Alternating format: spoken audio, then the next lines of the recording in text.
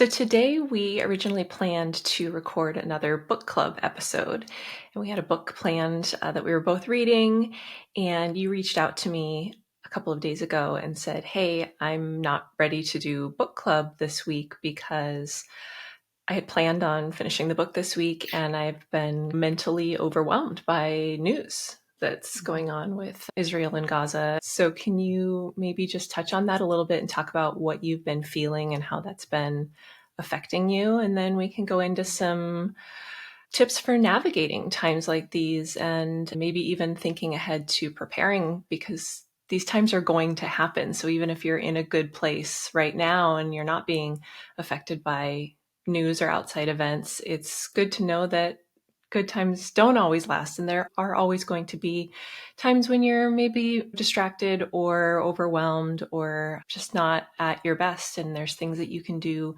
now to prepare for those times.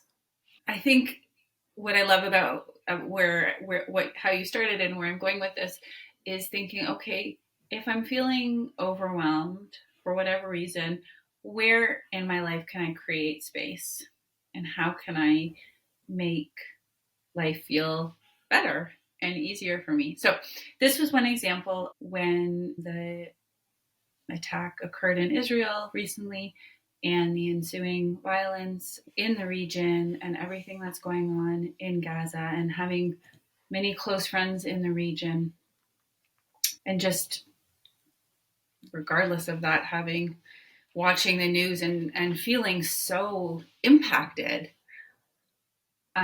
Yeah, I've just found that it's been on my mind a lot. It's been on my heart a lot. And it's made it hard to sleep well. It's made it hard to show up to do work. And so one of the impacts was, yeah, not finishing the book and then thinking, oh yeah, I can't finish this. I can't actually concentrate right now.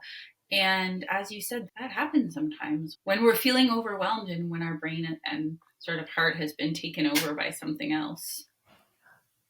I can certainly relate to it. And I think there's a lot of things that happen in life that can result in that feeling. It could Mm-hmm. be external news, it could be like what you're going through. Over the last couple of years, I've had a lot of instances of this. Two major ones that stand out are one, obviously, when my dad died unexpectedly last year.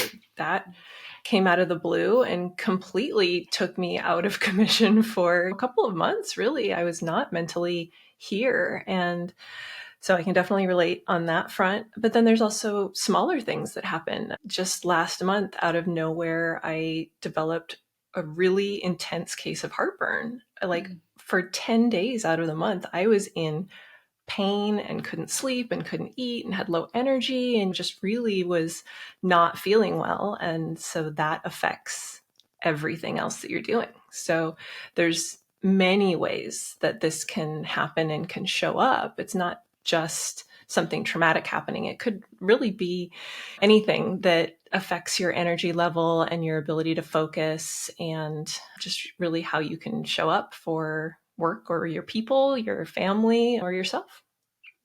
So true. And it's despite our desire to plan things and be organized and have do our best to have it figured out, we're not going to be on our A game all of the time.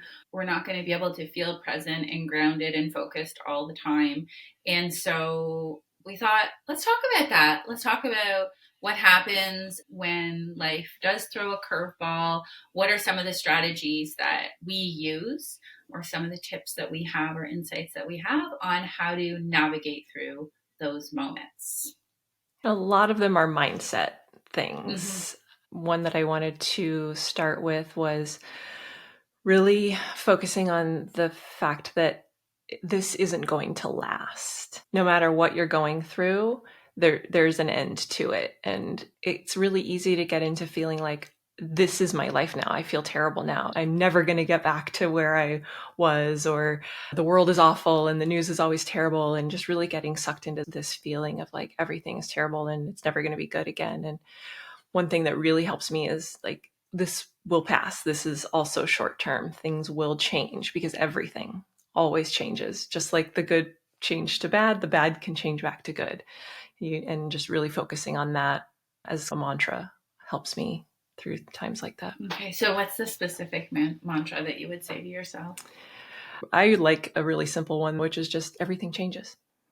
And I use that in tough times, but also in good times, because I like to keep reminding myself that everything changes all the time. And so even if things are really good right now, that could change. And so you kind of always have to be flexible and aware and just present in what you've got going on right now, and knowing that things are going to change, and you have to be comfortable with knowing that things are going to change, and knowing that you're going to make it through. No matter what changes, you're going to be okay.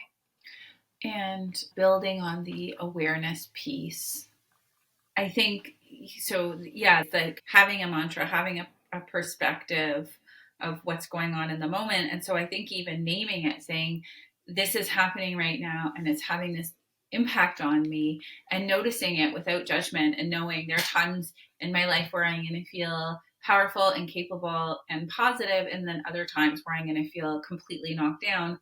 And that's just part of the spectrum Yeah. of my life. So that self-awareness piece, the mindset piece, I think is always a great place to begin. So with the awareness of I am in this now, this is what's happening, we can, like I said, get really focused on the negative, and not to say that you don't want to think about what's happening or focus on the negative things that potentially are happening. But I also think that there's power in having that awareness, saying, this is what's happening right now, this is how it's affecting me, but also what's not wrong. Like, there's still good things that are happening. So yes, bad things are happening here, but what can I hold on to? What can I anchor presence to that is still good? And that could be even something as basic as, like, I'm still healthy.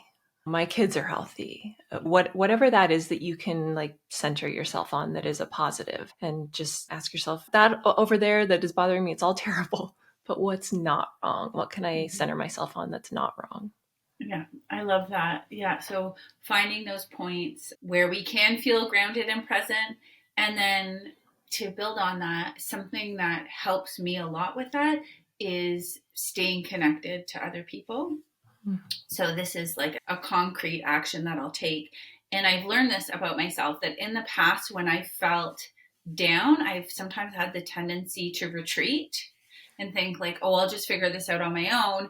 And then when I'm feeling better, because I don't want to burden my friends or be that person who's feeling like such a bummer. So once I'm no longer a bummer and I'm fun again and happy, then I'll reach out to people. And I realized that wasn't having a great impact on me, because then I would suffer alone, and then maybe I would speak to friends after and tell them, and they'd say, well, why didn't you just tell me so I could have been there for you? So now I'm consciously trying, when I'm feeling anxious about something, when I'm feeling upset about something, connect to people, right? Even meeting with you today, like, I actually know that when I'm in a meaningful conversation with someone with whom I trust, like, that's something that makes me feel good. So I might, if I'm feeling low, think, oh no, I'm just going to get in my jammies and hide under the covers and say no to everything. And yet I know that having a moment of connection with another human tends to make me feel better when I'm feeling low. So that's something that I try to build in for myself when I'm navigating a tough time. Yeah. I feel the same way. I'm definitely the type of person where I retreat, and connection is hard for me. I've built that muscle up over the last few years. I've got a few people that are close to me that I trust and that I feel okay being vulnerable with, telling them this is happening. I'm not feeling great. And even if they can't do anything about it, just having that connection helps. Yes. Yeah. It's not even that you're looking to people to solve problems, many of which are beyond our scope to solve, right? Mm-hmm. So it's just having someone to witness you, or just be with you. And then a few other things to build on the connection piece, because I gave this one some thought. So a few ways to connect with people when you're feeling low is one is just to reach out and share and have that moment of connection. Another would be asking specifically for help. So if there's a particular way that you know someone could help you feel better, give you a resource, make your life easier, provide some kind of perspective, ask for it, right? Think about a safe person that you feel comfortable asking for it and ask for it. So that would be my second suggestion in involving other people. And then the third is being of service. So if I found like if I'm feeling sad about or overwhelmed about something that's going on in the world, well, how can I be of service to make somebody else's life a little bit better? So maybe that might mean donating money. Maybe it might mean, for me, I'm lucky that I'm a coach. So it can be coaching people, showing up and really just shining a light on somebody else's life and seeing what I can do to help them feel better. It might be finding some organization to support with volunteering. It might be reaching out to other people who you know are having a hard time and just saying like, hey, I'm holding you in my heart today. I'm thinking about you today. How's it going? So just dropping a line to other people can, make them feel better. You're of service. And of course, there's the byproduct of when we help people, we feel better.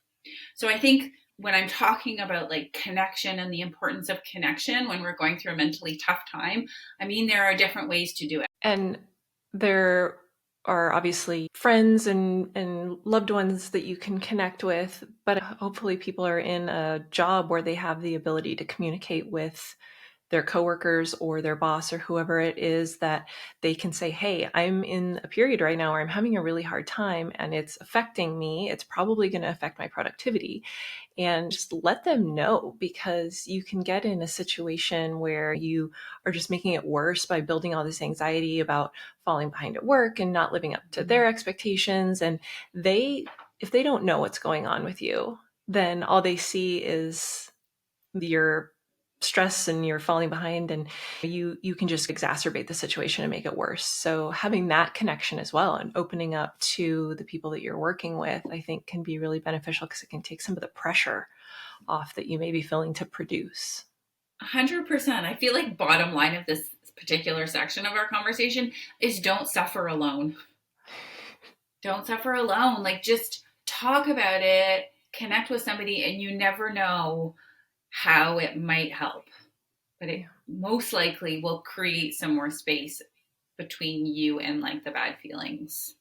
So in your notes, you have a bullet point that says focus on my MITs. Can you tell me what MITs are? Yeah. This is, I write for most important tasks. Okay. Yeah. So those are my most important tasks. And I wrote, keep it simple, right?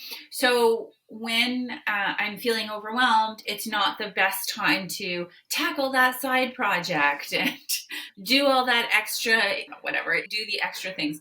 It's really being clear with myself about, okay, what do I actually need to get done? So where are the things where I can cut myself some slack, have some grace, and what do I actually have to get done? And how can I just shine a light on that thing, get that thing done? And then focus on completion, because for me, I find I can just let something drag on, like a project drag on. So if I'm feeling in a bad mood, if I can complete one thing, okay, you know what, this draft is done, it's going out. You know what, this proposal is done, I'm sending it. You know what, this reflection that I'm sending to a client is complete. This new course outline, it's done. So it doesn't have to be perfect, but the draft is done, complete. So I find it's not about being perfect and getting everything done on the list, but when there's something that I can focus on and have that feeling of completion, then that's a plus for me when I'm feeling overwhelmed by everything else. Yeah. I think that's great, because there can be a tendency when you are feeling overwhelmed by things to just sit in your overwhelm and sit in the negativity or the feelings that you're having about whatever's going on. And it can be really hard to then like get something done. And while you do want to give yourself a break and some grace and some slack and maybe take some time off, it can also be really good to just say, look, I have this thing that has to get done, and shift your focus to it and put some energy into that. And that can maybe help take you out of that cycle of being stuck in those negative feelings.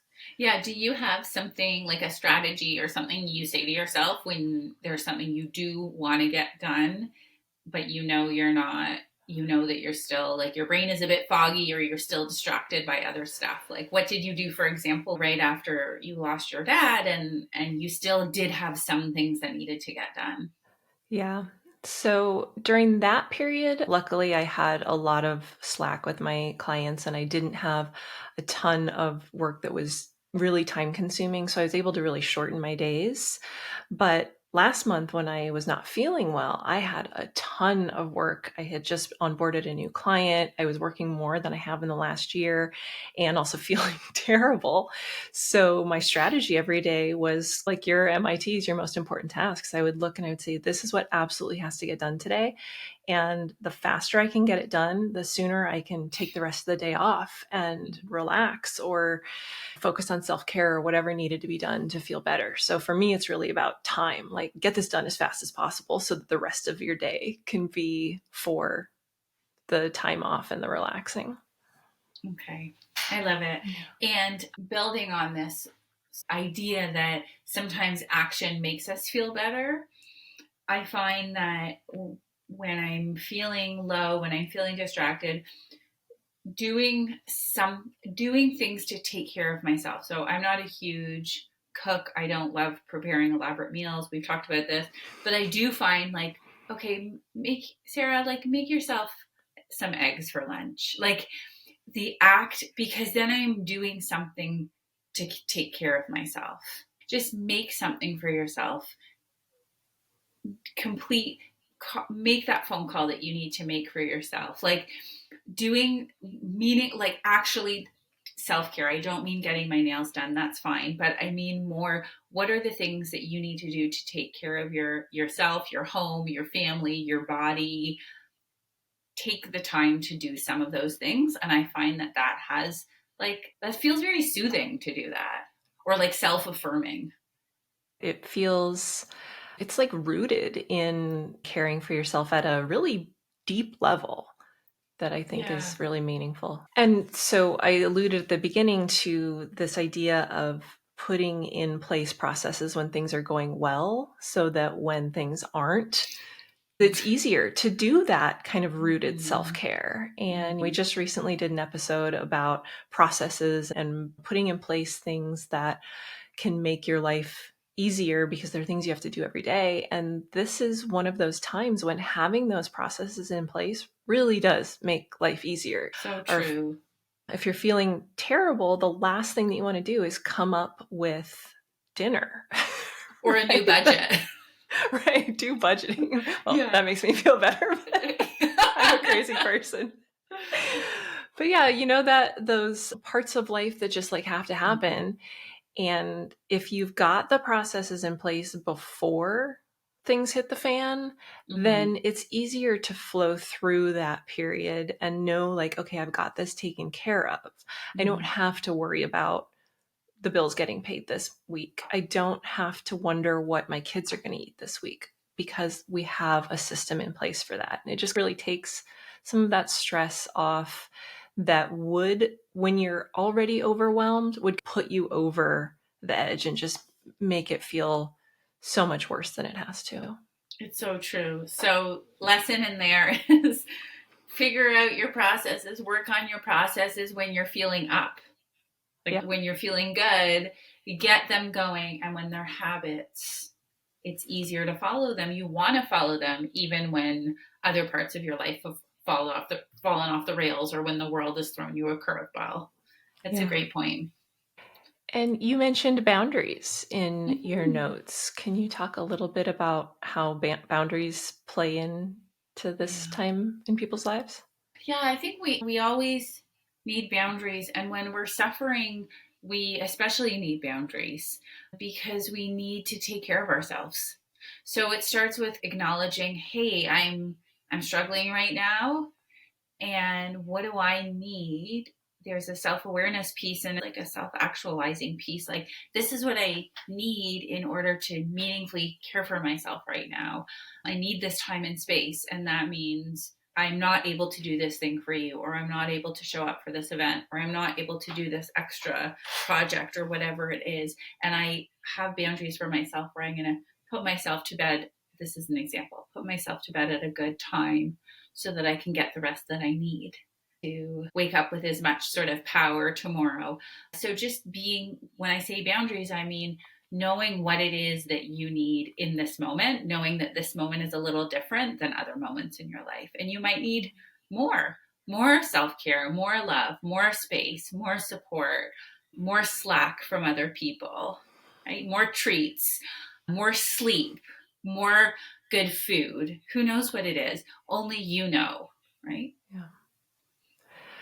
Yeah, and that brings up one more piece of the communication part that I wanted to touch on, which is when you're not at your best, it's much harder to interact with other people. So it's a really good idea to just give people a heads up.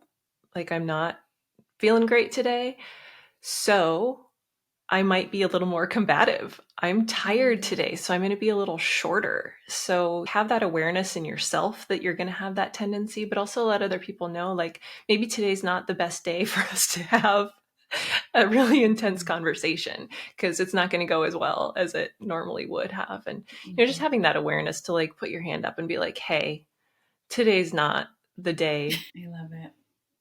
Something I also wanted to talk about was that when stuff is going on around us and we see a lot of people suffering, it can feel complicated to put our own needs on the table. Sometimes we don't have that freedom because we're literally in the middle of the crossfire. So I'm talking about for those who are fortunate and privileged enough to have that space, right? But you're seeing it around you. And I want to acknowledge how crippling that can feel and complicated, because what I'm hearing from some people is like a guilt, like a wanting to help more or be right there in person to help, and sort of all the complex feelings around that. And it's a cliche, but it's true. This idea of really you can't pour from an empty cup. So remembering that when there's conflict around you, when there's stress and suffering around you, and you want to help and you want to be there, first fill up your own cup, put on your own oxygen mask. From that place, you can be of service. All these techniques are in service of you leading in the way that you want in your life. And most likely, I think for most of our listeners, that's going to include giving back and being of service and being a beacon of positivity to other people in the world, whatever that means to you. And so how do you do that? You're aware of all the things going on in the world. How do you do that? You need to like be nourishing yourself during mentally tough times so that then you can continue to shine your light and do what you can to make the world a better place.